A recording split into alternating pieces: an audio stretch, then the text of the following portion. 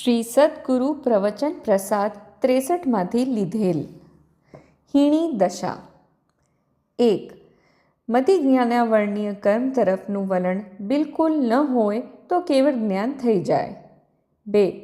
આત્મામાં સર્વજ્ઞપણું પ્રગટ્યું નથી, માટે હીણી દશા વર્તે છે. 3. હીણી દશા સ્વભાવના અવલંબને ન હોય, પણ નિમિત્ત તરફના વલણના કારણે હીણી દશા છે. 4.